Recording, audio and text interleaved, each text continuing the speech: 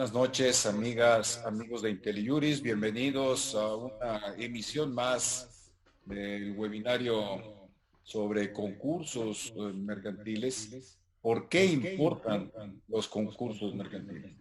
El tema que hoy abordará Luis Manuel Mejan es de gran actualidad, es de suma importancia la importancia que estamos teniendo con motivo de la situación de la pandemia, las astringencias de tipo económico que han enfrentado las empresas, la realidad en los ciclos de logística, los problemas internacionales que se han presentado de financiamiento, los acreedores. Todo esto ha generado una dinámica muy particular en donde día a día se toma conciencia importante de la relevancia de los concursos mercantiles como un mecanismo de ayuda a las empresas, a los empresarios, no en aquel modelo que a mí me tocó vivir en mis primeros años de práctica profesional, con otra ley, por supuesto, la ley de quiebras y suspensión de pagos, que terminó siendo satanizada en algunos sectores profesionales, empresariales. Hoy ese tipo de demonización de los concursos mercantiles ha quedado atrás. Es necesario revisar cuáles son los supuestos de los concursos mercantiles, qué se espera de los mismos, hacia dónde se dirige la práctica profesional, la práctica empresarial, cuál es la experiencia que se está teniendo en tribunales, el IFECOM, la relevancia como órgano del Poder Judicial de la Federación, que tiene como especialista en concursos mercantiles. Y qué mejor que entablar esta charla. ¿Por qué son útiles los concursos mercantiles? Es una pregunta retadora. ¿Qué mejor que tener a mi tocayo, doble tocayo, Luis Manuel Mejan? Es un crack, realmente es el ideólogo de los concursos mercantiles en México en los últimos 30 años, sobradamente. Me consta su larga trayectoria profesional de entrega, fue titular del IFECOM, es maestro en diversas universidades, es un referente académico, tiene varios libros publicados. Precisamente hoy comentaba con él en preparación de esta charla que está celebrando la publicación de su último libro, que al rato hablaremos de él y lo presentaremos aquí en portada para que ustedes no se lo pierdan. Yo creo que Luis Manuel Mejan es el referente. Para mí es un gusto tenerte hoy, Tocayo, entre nosotros, platicando pues sobre este tema en donde casi diario leo en columnas de opinión y especialistas en temas empresariales, hablando sobre concursos mercantiles, que ya una empresa aérea de grandes dimensiones acaba de salir adelante, empresas de mercadeo, instituciones financieras. Es decir, tenemos una eh, lo pregunto desde el desconocimiento de la materia, pero aprovechando así como para darte la palabra, Tocayo, tenemos un relanzamiento, un auge muy singular en estos momentos de los concursos mercantiles. ¿Cómo estás viendo tú este panorama, así como para iniciar, Tocayo? Muchas gracias, Tocayo. Con una pequeña aclaración nada más sobre mi nombre, si bien lo pronuncias en perfecta lectura del español Mejan, porque así se escribe, la pronunciación es Mejan, por, Millán. eh, por el origen francés del apellido. Pero bueno, Buenísimo, buenísimo. Perdón, yo siempre soy, te digo. yo soy mexicano también. A ver, me preguntas cómo veo yo el panorama.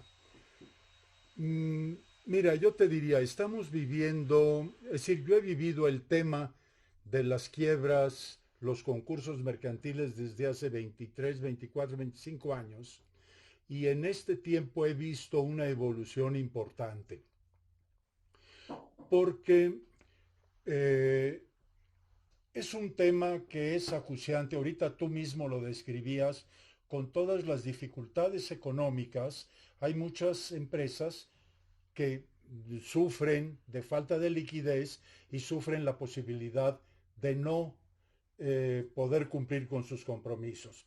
Sin embargo, esto no es solamente una cosa de crisis. Ciertamente en crisis económicas o en épocas de recesión, de inflación como la que estamos viviendo ahorita, recesión en la inversión, inflación creciente, poco impulso a la economía, porque estamos creciendo muy lentamente. Ciertamente aquí se dan estos problemas de empresas que no pueden salir adelante con la liquidez necesaria. Pero esto es un fenómeno que no solo se da en este tipo de épocas, sino que se da también en épocas de gran bonanza, porque cuando hay inflación baja, inversión, creación de empleos, consumo importante, porque la gente, el mercado tiene dinero, es muy común que muchos emprendedores se lancen a abrir empresas, a lanzarse a negocios que no siempre funcionan. A veces la bondad del mercado hace que se lance más de algún emprendedor a crear una empresa y seguramente tendrá un alto porcentaje de fracaso si no lo hace con precaución. O sea, el fenómeno se puede presentar lo mismo en situaciones críticas que en situaciones de bonanza económica. Ahorita lamentablemente estamos viviendo las primeras y no las segundas. Pero bueno, yo he visto una evolución de cómo el mundo, porque no solo es México, sino el mundo, ha venido tratando esta situación y buscando respuestas. Yo creo que por ello es, si contesto la pregunta del título de esta charla, ¿por qué son importantes los concursos mercantiles? Porque es la herramienta propia para que las empresas que tienen alguna dificultad puedan salir adelante. Yo creo que esto es lo importante en esta primera parte, contestando tu pregunta, Tocayo. Eh, Gracias. En el tema particular de los concursos mercantiles, conforme a una ley que fue publicada en el año 2000, entiendo, 2000, ¿correcto? 2000, mayo del 2000 creo que fue publicada. ¿es correcto? Todavía hace poco se celebraban los 20 años de la ley. Eh, Hay un concepto que vino a modificar una práctica anterior o una normatividad incluso anterior, que es el de el estado de insolvencia. No es un problema meramente legal, sino es una situación de facto. ¿Cómo está definido este término, Tocayo? Eh, yo creo que mira, el término de insolvencia refiere a la imposibilidad que tiene una empresa, porque estamos hablando de cuestiones mercantiles, estamos hablando de empresas. La dificultad que tiene una empresa para cumplir con sus compromisos. Y en esto hay una parte, digamos, económica y una parte jurídica. El fenómeno es fundamentalmente económico, es un problema fundamentalmente financiero. El que una empresa no genere la liquidez suficiente que le permita los recursos para cumplir con sus obligaciones, estamos hablando de un tema que no tiene nada de jurídico en principio, es un problema simplemente financiero. Yo no vendo los suficientes productos que me generen el dinero para pagar mis materias primas, mi operación, los salarios de mis empleados, pagar los créditos que tengo y obtener una utilidad. Esto es un problema financiero. Desde el punto de vista jurídico, legal, el problema es que es una empresa que no cumple sus obligaciones y el derecho no puede cerrar los ojos a que las obligaciones no se cumplan. Esto es la parte jurídica que es importante. Entonces, ante un fenómeno financiero, el derecho debe de proveer alguna herramienta para que se puedan cumplir las obligaciones. Tradicionalmente, si a una empresa no le paga un deudor, ¿qué es lo que hace?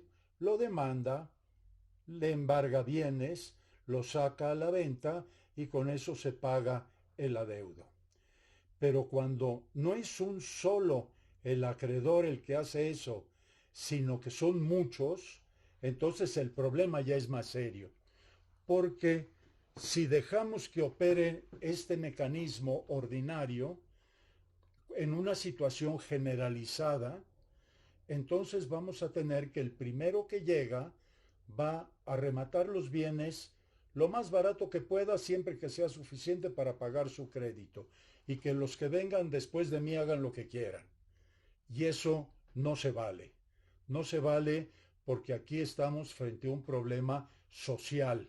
Ya no es el problema de un acreedor con un deudor.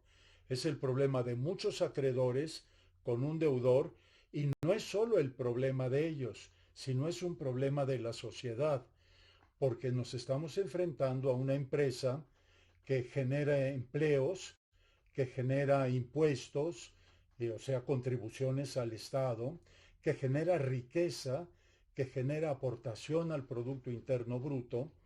Entonces, esto debe de ser una preocupación para el derecho, que debe de proveer un mecanismo de defensa.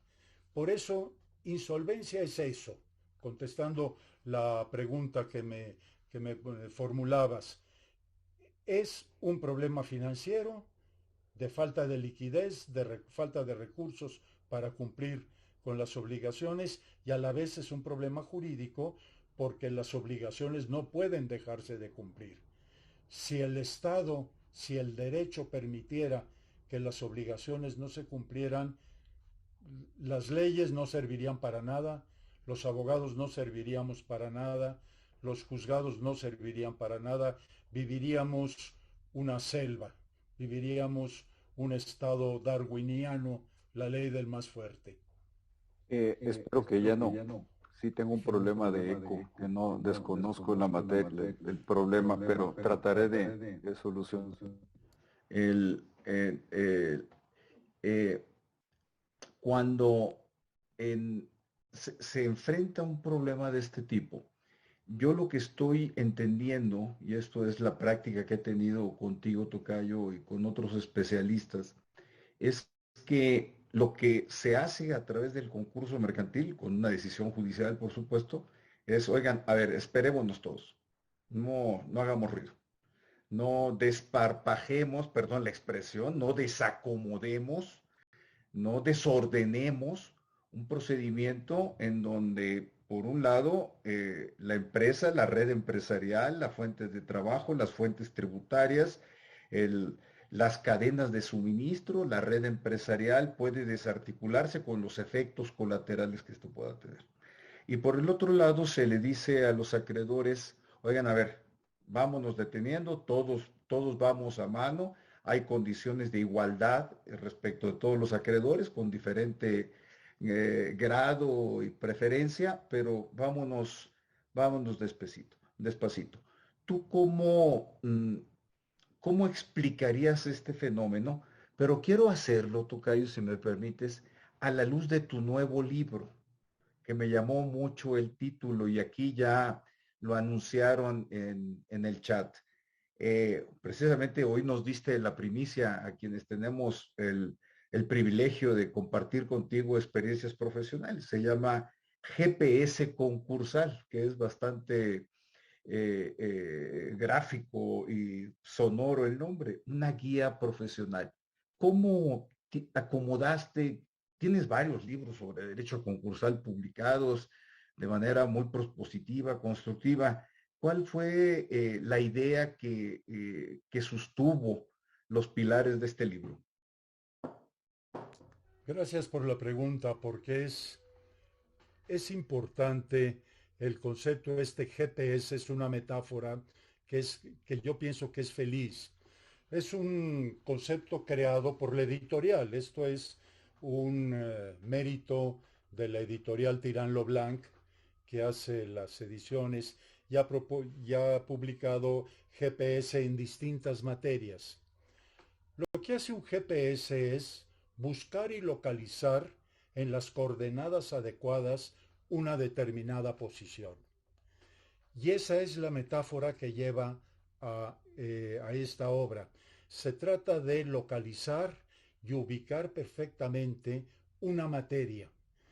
Eh, este libro no es ni pretende ser un tratado de esos de disertaciones eh, sabias, de discusiones profundas respecto de la naturaleza de alguna cosa, sino describir cómo funciona, qué es lo que dice la ley y ofrecer una serie de herramientas al lector para que pueda ubicarse, es un GPS, le permite ubicarse dentro de un concurso mercantil, señalando sus etapas, señalando las disposiciones legales, y la estructura que tiene el libro es una estructura totalmente didáctica.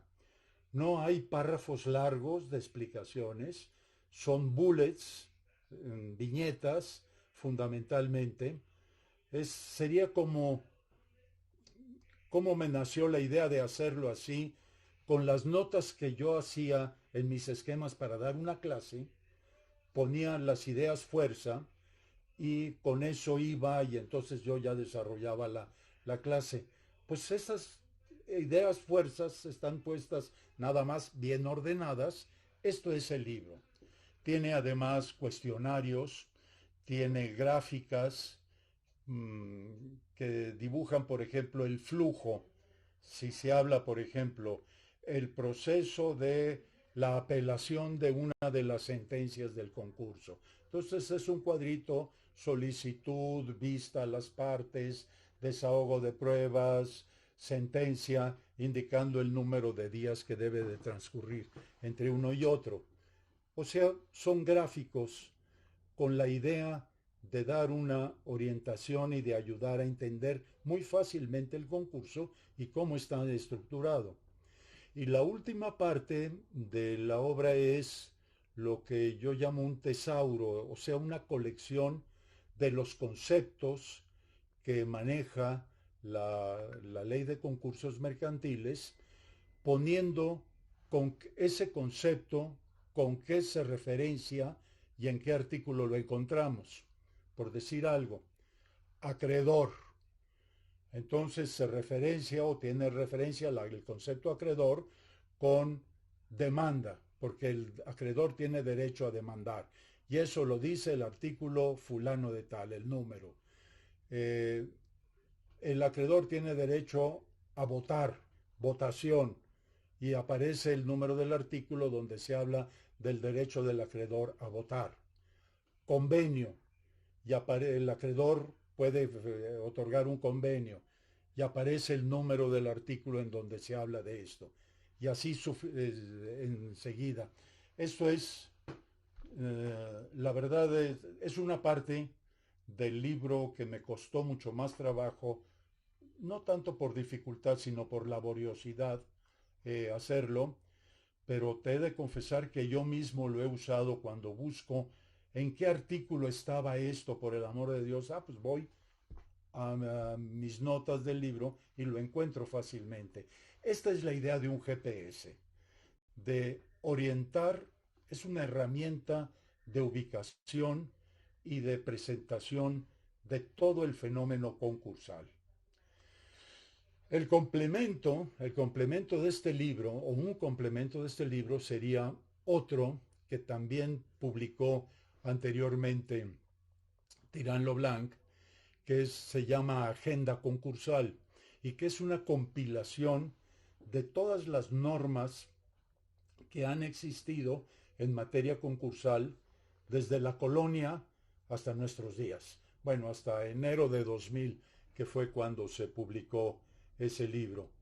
Todas las normas, desde las ordenanzas de Bilbao, que estuvieron vigentes, hasta los códigos del siglo XIX, el Código de Comercio de 1890, eh, la ley de quiebras y suspensión de pagos de 1943 y la ley de concursos mercantiles con todas sus descripciones. Pero digamos, eso sería un complemento.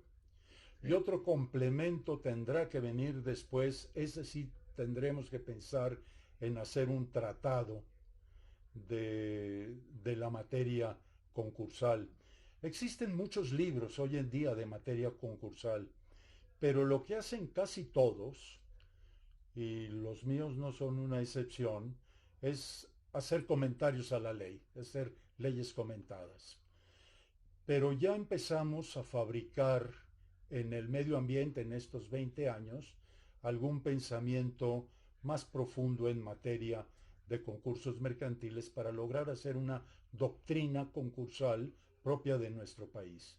Pero en fin, esto ya vendrá en el futuro y es simplemente proyectos académicos. Y tienes uno de derecho concursal o concursos mercantiles de memoria, ¿no? Tengo, digamos, ese que se llama Concursos Mercantiles Ayuda de Memoria. Es el antecedente de este libro que hoy sale a la venta y se pone a disposición, porque estaba más o menos con la misma filosofía, aunque no era exactamente un GPS, sino que es una ayuda de memoria. Ese estaba publicado en una editorial, la editorial Oxford, que decidió retirarse de la publicación de los libros de derecho. Y entonces nos devolvieron a los autores el uso y explotación de los derechos. Entonces, con base en eso, me uní a la idea y a la filosofía de, o al diseño de GPS de Tirán Leblanc y lo completé o lo transformé en un GPS. Aquel de ayuda de memoria es un antecedente de este. Tengo la agenda concursal, tengo también uno que ese sí es doctrina, que son instituciones esenciales del derecho de la insolvencia. Estos están publicados por Tirán Leblanc. Y Tocayo, hay otros pequeños ensayitos que los publicó la Suprema Corte o el Consejo de la Judicatura durante el tiempo que yo fui director del Instituto de Concursos Mercantiles. caray, Tocayo, pues yo creo que tienes una pedagogía, una didáctica desarrollada. Me da idea que el eco viene de tu parte, Tocayo, de tu máquina. Eh, eh, Tienes un sistema ya desarrollado a través de todos tus libros y sin lugar a dudas, cuando hablas de doctrina en México, tú eres el doctrinario. Sí hay otros libros publicados, pero te quiero hacer una pregunta ya para entrar a temas del webinario. Eh, si tú publicas los libros, todos los que nos has rápidamente comentado, el que hoy nos anunciaste que ya salió de la editorial y se está publicitando, eh, quiere decir que hay un espacio no cubierto desde tu punto de vista y que en el cual tú asumes el reto de hacer una aportación.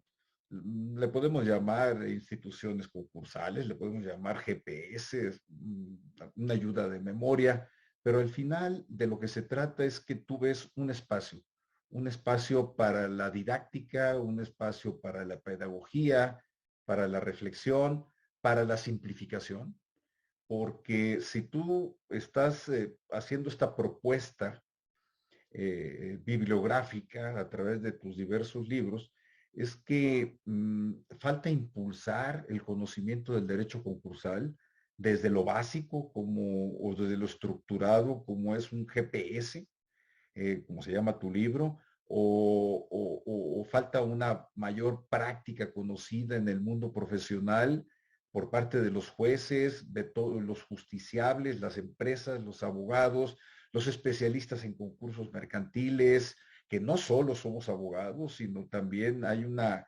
gama importante de otros especialistas, los visitadores, los interventores, es decir, una playa de profesionales que tienen un reto por delante conforme los requisitos. ¿Tú ves un área de oportunidad a desarrollar en México todavía?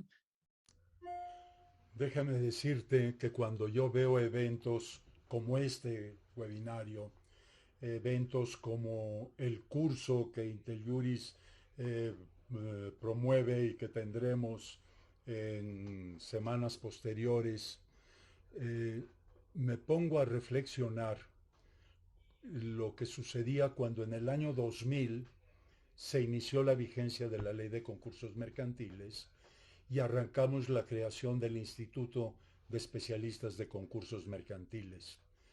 Eh, Había ocasiones que invitábamos a una conferencia o a una explicación y se nos reunían 5 o 10 personas.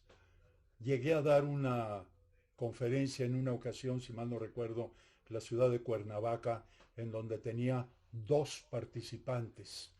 Y uno de ellos es el que me había invitado a dar la plática. Pero aún así recorrimos toda la República eh, impartiendo conferencias y difundiendo esto, con, con muchos problemas de arranque. Y cuando hoy veo que se puede permitir el hablar de un libro como este que hoy sale o los anteriores que he publicado o uno que se publicó hace poco en otra editorial con, con el liderazgo de la licenciada Guadalupe Hinojosa, un libro que se llama Todo Concursal, en donde nos reunió a 10, 15 autores a escribir sobre la materia. Y cuando veo que en el Poder Judicial el año pasado dimos un curso importante a personal judicial, las barras de abogados, tanto la Barra Mexicana Colegio de Abogados, como la Asociación Nacional de Abogados de Empresas, como el Ilustre Colegio de Abogados, el INCAM, están desarrollando comités de estudio de la materia y eventos a los que acuden muchas personas. Entonces yo digo, caray, qué magnífico que hoy puedo ver que hay este interés por la materia cuando recuerdo aquellos sufrimientos que teníamos hace 22 años para dar a conocer la materia. Y sin embargo, y también me refiero a lo que decías, yo creo que todavía hay mucha ignorancia de la materia. ¿Por qué? Porque la gente oye concursos mercantiles y dice, ¿qué es esto? Se trata de un concurso para obtener un primer lugar de algo, se trata de una licitación para que me den un contrato, ¿o de qué se trata? La palabra concurso confunde y viene desde siglo XVII, en donde a algún autor se le ocurrió decir es el concurso de los acreedores, porque todos los acreedores concurren a resolver su problema. De ahí viene la palabra concurso. Y luego cuando uno explica esto de las dificultades de pago y dice uno, bueno, es lo que antes trataba la ley de quiebras, entonces todo el mundo se va para atrás. No, yo no quiero saber nada de quiebras. Y la filosofía, incluso por eso no se llama ley de quiebras en la actualidad, cuando se tuvo la iniciativa de esta ley por allá el año 1998, se hablaba de hacer una nueva ley de quiebras y se decidió abandonar el término de ley de quiebras y suspensión de pagos por el concepto o el matiz peyorativo que tenía la palabra. Asustaba. Mm, los empresarios sentían que eso podía ser un estigma, llegar a esas situaciones. Y la filosofía de la ley mexicana y de todas las leyes de insolvencia del mundo, por lo menos las que yo conozco, y mira que afortunadamente he tenido oportunidad de tener una exposición grande a muchos sistemas eh, concursales del mundo, la filosofía es cómo le hacemos para que la empresa salga adelante.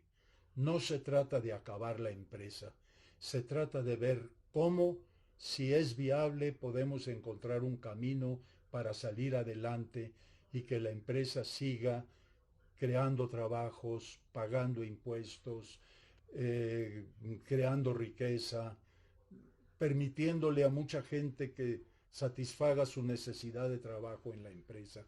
Esta es la filosofía fundamental que tiene la ley de concursos mercantiles.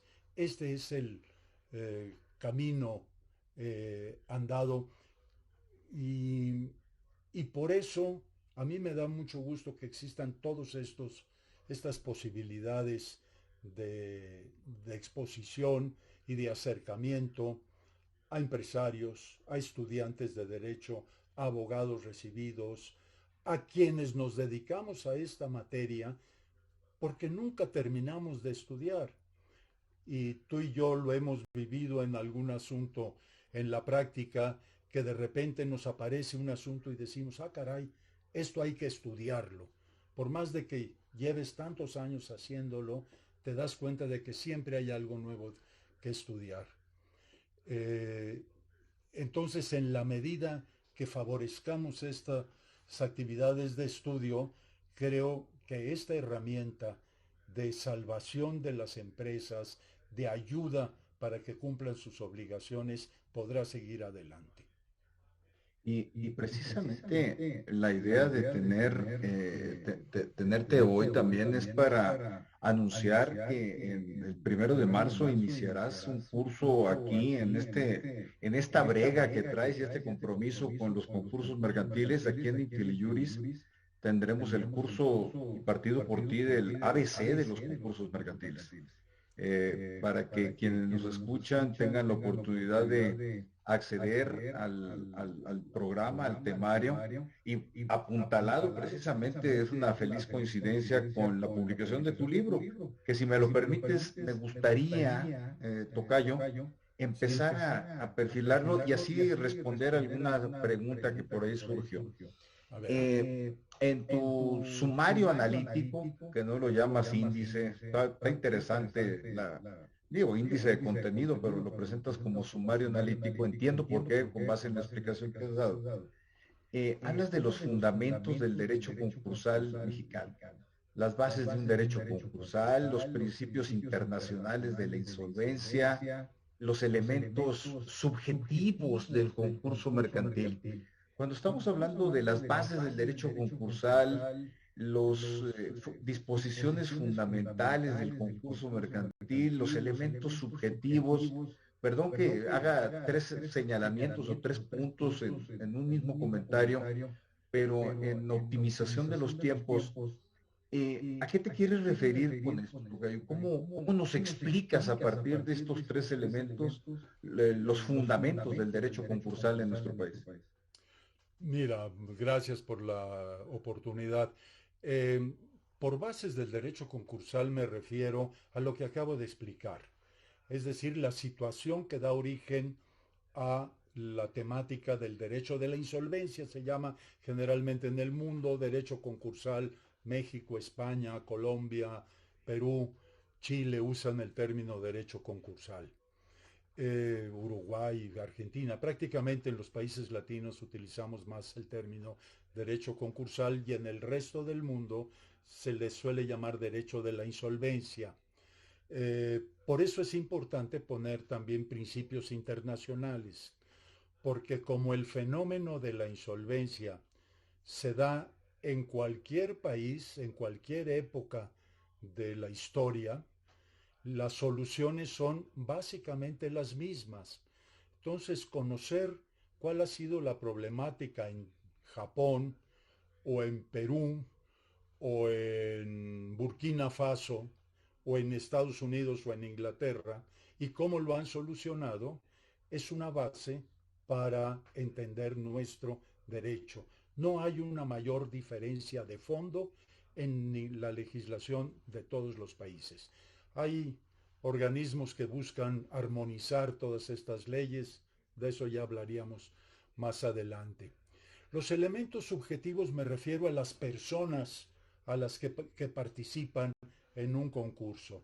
Fundamentalmente el deudor, la empresa deudora, los acreedores, el juez, los especialistas, visitador, conciliador, síndico, y en algunas ocasiones algunos otros terceros, interventores, peritos valuadores, subastadores, etcétera.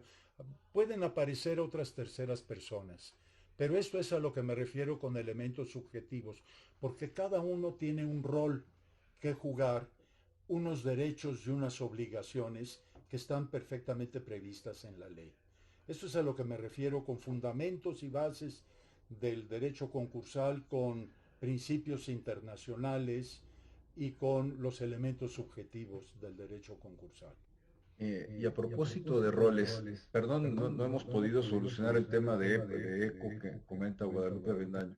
Y a partir de los roles, precisamente, hay dos grandes protagonistas procesales, sustantivo incluso, que es el juez, un juez concursal, un juez de distrito, es una materia procesal federal, y hay el Instituto Federal de Concursos, de Especialistas en Concursos Mercantiles.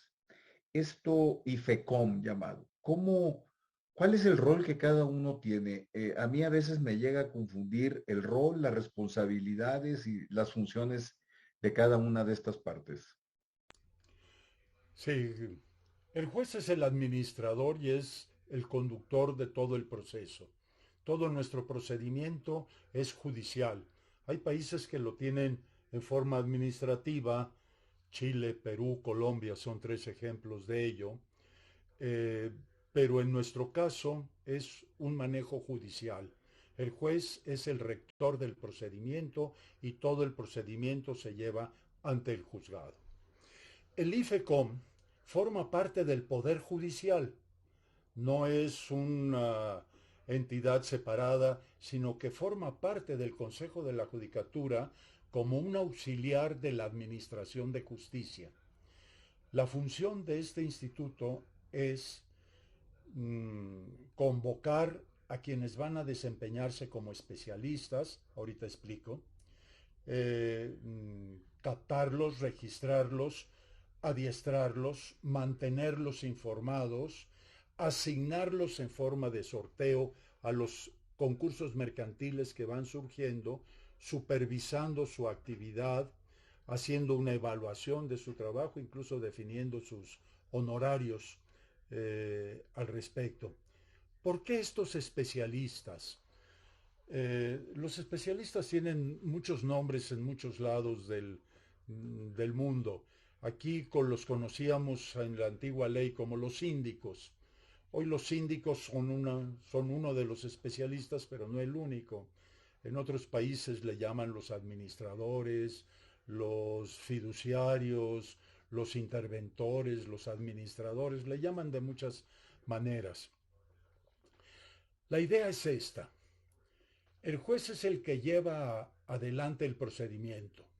El juez es un perito en derecho. Pero en la materia concursal hay muchas cuestiones financieras, contables, económicas, que no son de la competencia del juez. El juez no es ni tiene por qué serlo un perito en contabilidad o en finanzas, sino que la idea es que tenga en el procedimiento concursal los especialistas en estas materias que auxilien al juez y a las partes a lograr los propósitos del concurso. Así, un visitador es el que determina si la empresa está en la situación de entrar a concurso. El conciliador determina quiénes son los acreedores y cuánto vale cada uno y hace un esfuerzo por lograr un convenio entre estos acreedores y el deudor para sacar adelante la empresa. Y el síndico interviene cuando ya no es posible mantener la empresa en liquidarla, en ponerla a la venta. Estas son las funciones que cubren estos especialistas que son regulados por este instituto que forma parte del Poder Judicial. La idea es encomendar la existencia de estos profesionales a un órgano público especializado que los adiestra, los controla, los supervisa, los asigna. En otros países estas funciones a veces se determinan por un autocontrol, creando un cuerpo orgánico de todos los especialistas o distintas otras formas. Pero esta es la solución que ha encontrado nuestro país para ofrecer ese apoyo profesional especializado a quienes participan en el concurso. Tocayo, contigo llega un empresario, una empresa, un funcionario de una empresa, y te dice, Luis Manuel, me estoy asfixiando, no puedo financieramente salir adelante con el tema. Una primera consideración que tú tienes que realizar como experto legal en esta materia es si se cumplen los supuestos de un concurso mercantil, porque yo de lo que te he aprendido junto con otros colegas especialistas en esto, no porque me esté asfixiando financieramente quiere decir que estoy en un supuesto de concurso mercantil o que actualizo las hipótesis para que sea procedente una solicitud. ¿Cuáles son las consideraciones legales que deben de tenerse en cuenta por un empresario, por un abogado que practique el derecho no con la especialidad que tú tienes, para decidir o optar por el concurso mercantil como una solución sustantivo y procesal?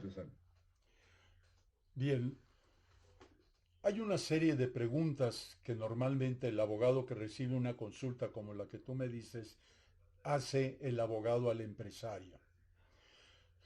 Una de las cosas que es fundamental en esto es hacerlo muy a tiempo. Aquí el tiempo, si en algún lugar la frase el tiempo es oro es válida, es en esta situación. Porque como más adecuadamente o en el mejor punto se encuentre la, la crisis o la crisis o el problema, más pronto se encontrará la solución.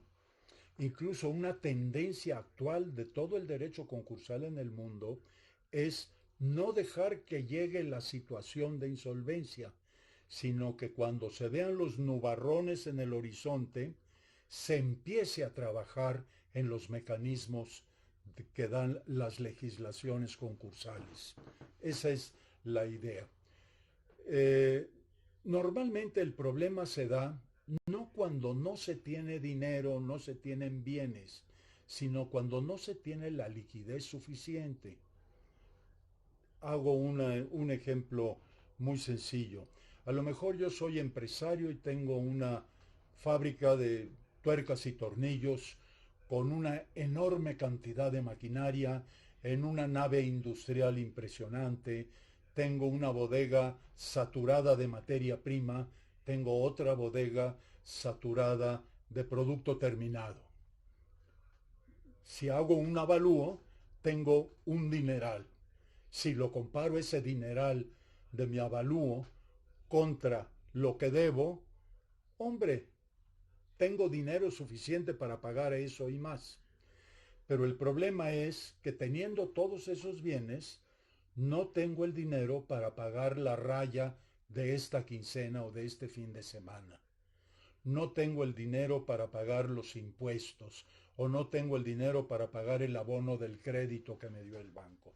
Este es el problema, el de liquidez, no el de pobreza, no el de la falta de valor. Por eso, además hay que sumar un concepto que no es jurídico, que es la viabilidad del negocio. ¿Cómo va a ser bueno tu negocio de tuercas y tornillos? Bueno, ¿por qué no vendes? ¿Cuál es la razón de por qué no vendes? ¿Tienes una competencia de un importador de producto más barato y de mejor calidad? ¿Te faltan fuerzas de venta para colocarlo? ¿Te faltan estrategias de mercadotecnia? Eso no tiene nada de jurídico, pero son las preguntas que se tiene que hacer el empresario y que los especialistas de concursos mercantiles le ayudan al empresario a tomar. Porque si haciendo esto y esto y esto puedo lograr tener liquidez, voy a salir adelante. A lo mejor necesito vaciar las bodegas y venderlas. Y con eso tengo el recurso suficiente para poder seguir adelante. A lo mejor necesito reducir, en lugar de producir tuercas y tornillos, voy a producir nada más tornillos. Estoy inventando ejemplos, ¿verdad? Nada más explicativos. O sea, la idea de hacer alguna reducción pudiera ser una de las soluciones. A veces la solución es otra, buscar en situación de crisis nuevo financiamiento, nuevos inversionistas y crecer y lanzarse hacia adelante para salir pronto de esos inventarios y llegar pronto al mercado. En fin, es un complejo, es un problema complejo eh, de actividad empresarial y que obviamente en cada paso tiene que ir de la mano del abogado, porque muchas veces un empresario puede empezar a hacer locuras, no de mala fe, sino porque está angustiado por el problema que tiene de no poder pagar a los que debe. Y entonces empieza a vender muy barato todos sus bienes, empieza a distraer el dinero que tiene para pagar impuestos, lo distrae para pagarle al que le está embargando, en fin, este tipo de cosas. Ahí es donde el abogado puede estar a un lado del empresario diciendo, esto te conviene hacer, cuidan de no hacer esto, y así sucesivamente. Y si entra el proceso concursal, tanto los especialistas como los abogados que asesoren a la empresa y a los acreedores deberán ir por ese camino de ordenamiento de la actividad empresarial. Esos son los enfoques que le tienes que dar al empresario que acude a ti con el problema de que tú decías, me estoy asfixiando. Bueno, vamos a ver cómo te doy tantito oxígeno. Tu micrófono toca. Es multifactorial, porque no es solo un tema legal, sustantivo, no es un tema procesal, legal por supuesto, sino también trae la viabilidad, una reformulación del plan de negocios, si nos vamos a poner en orden los mismos órganos de gobierno de la empresa, los directores, no pueden empezar a discriminar o a discernir libremente a qué proveedor pagan o no pagan o bajo qué mecanismos.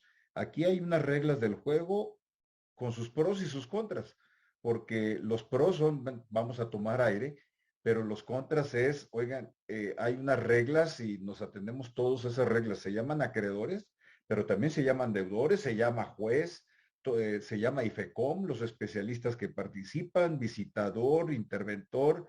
No es algo así que libérrimamente pueda el empresario continuar.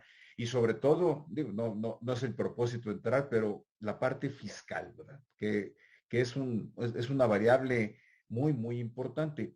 Pero hablando de los acreedores, yo entiendo, Tocayo, pues que hay de acreedores a acreedores.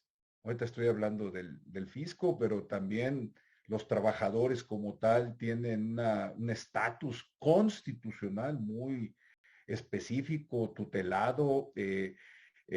No es lo mismo tener una hipoteca que un crédito quirografario.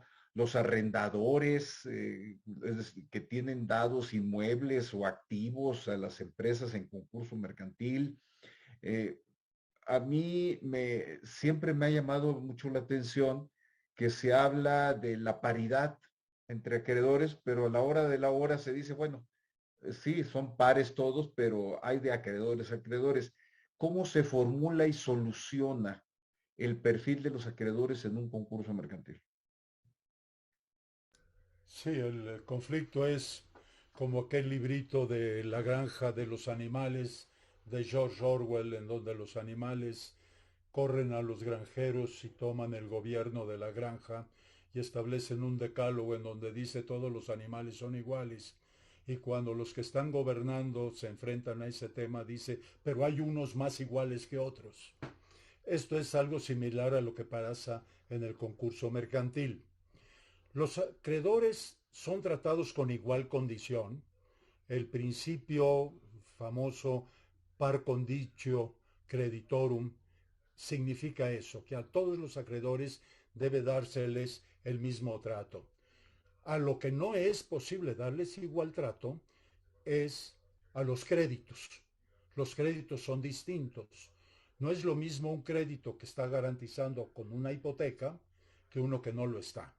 No es lo mismo un crédito que tiene naturaleza laboral con una protección constitucional que uno que no tiene esa protección.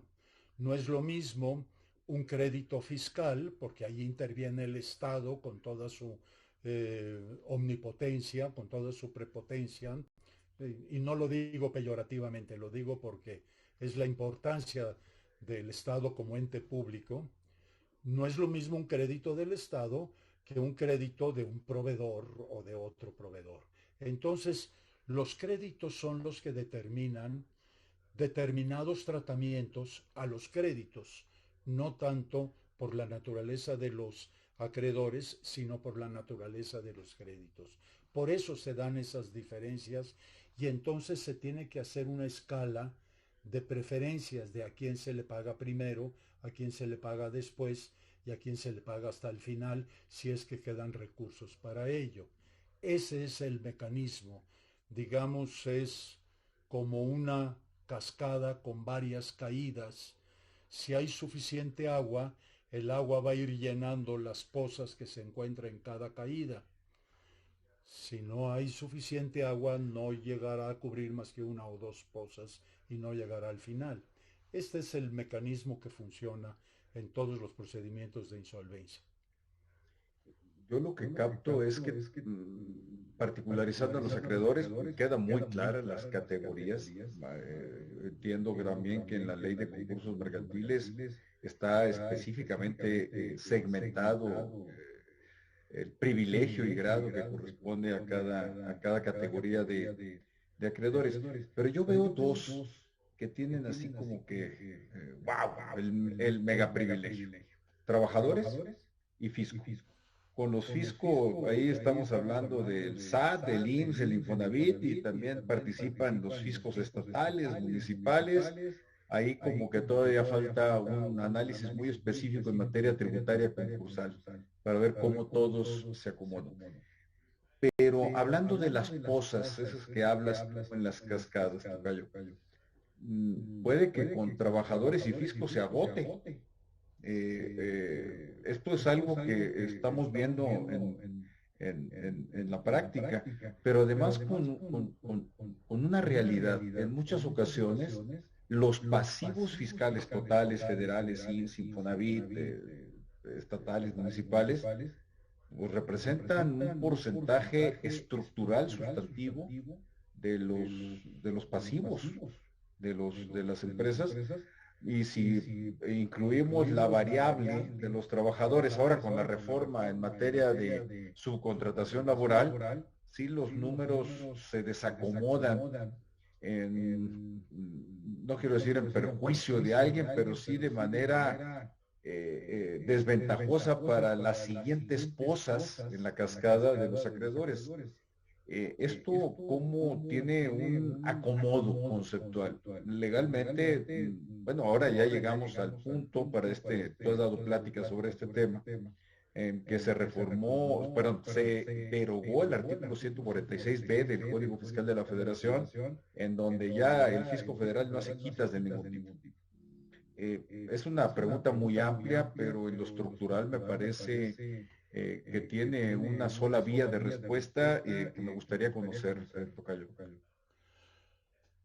Este es un tema que yo creo que todos los países tendrían que verlo con ópticas diferentes, diferente a como se ha venido haciendo. Tienes toda la razón. Los trabajadores tienen un privilegio constitucional, artículo 123, en el cobro de lo que son sus salarios y prestaciones del último año. Ese es un privilegio. Los trabajadores no tienen que entrar a concurso. El conciliador tiene que contemplarlos y atenderlos y son los primeros que cobran. Son los primeros que cobran. No desprecies también a los acreedores que tienen una garantía hipotecaria, porque allí van participando también, van entreverados trabajadores, fisco y garantizados con garantías reales. digamos, una tendencia que por lo menos doctrinalmente ha venido pensándose en todo el mundo es, muy bien, los trabajadores deben de tener una cierta prelación. Conozco un trabajo hecho por la doctora Janice Sarra de una universidad canadiense en donde comparó los tratamientos laborales en insolvencia de todo el mundo. Y México, junto con algún otro país, ocupa el lugar número uno de súper preferencia. Todos los demás países toman una posición menos rigorista. En nuestro caso es una disposición constitucional y es un tabú tocar estas disposiciones laborales por, por un resultado histórico desde la creación de la Constitución en 17. Pero bueno, este es un pensamiento que los países podrían hacerse hasta dónde tenemos que dar esa total preferencia. Y no solo eso, sino que muchas veces las estructuras laborales compiten con el concurso mercantil cuando al contrario deberían de ver al concurso como el camino lógico para resolver los problemas de los créditos laborales. Y en el caso de los créditos fiscales, el, el enfoque debería de ser, a ver, Estado, aquí estamos ante una circunstancia en donde todos los acreedores, tú entre ellos, estamos en crisis. ¿Por qué no jugamos a la pirinola, la hacemos girar y que salga la ventanilla de todos ponen y que todos pongan una parte? ¿Por qué el Estado debe de cobrar con preferencia? Claro, porque es el Estado, porque el dinero es importante para el país, sin duda alguna.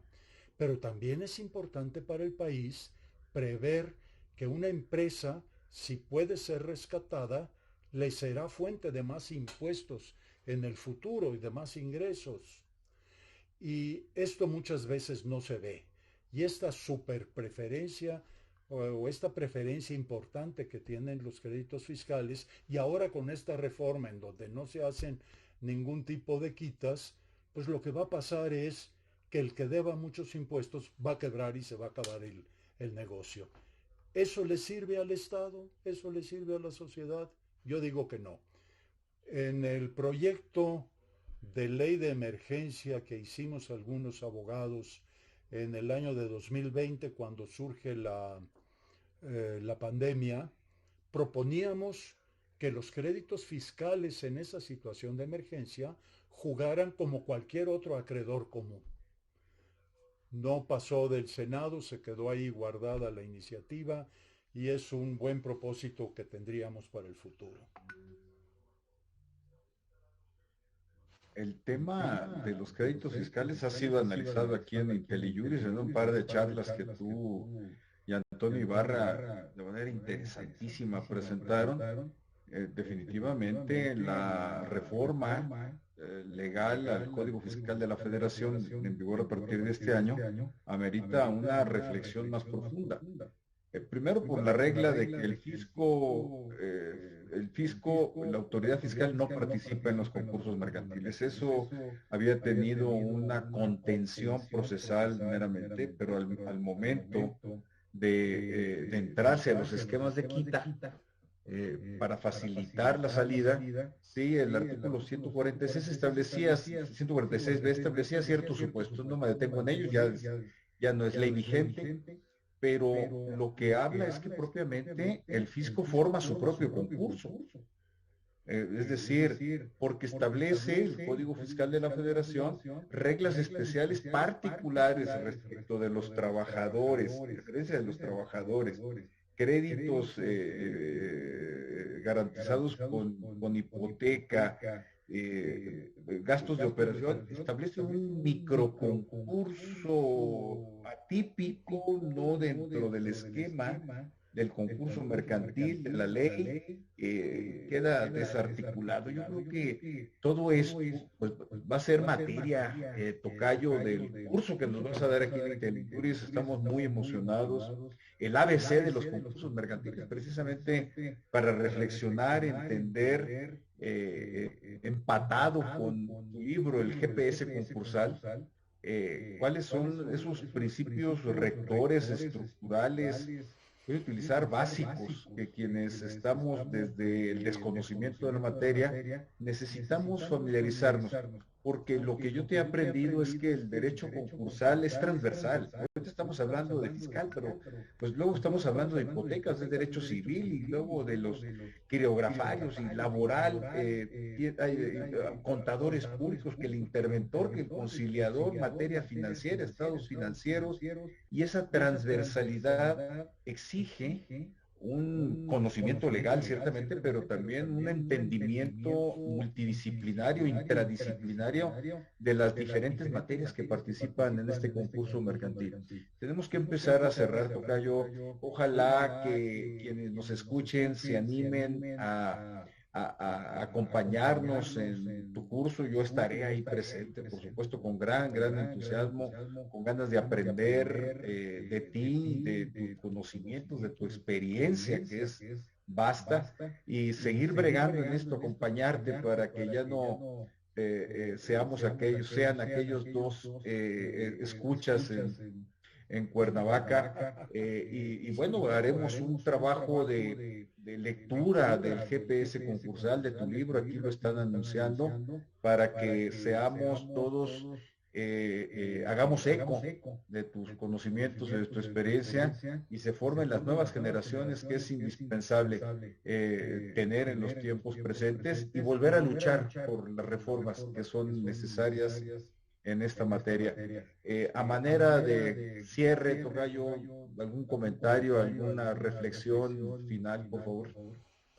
Nada más, es decir, yo considero que la materia es fundamental, es importantísima, especialmente en los momentos que vivimos, y que qué bueno que IntelliJuris ha designado la posibilidad de hacer este curso, que me honran en asignarme, y en el que espero pues, poder dar satisfacción a estos intereses.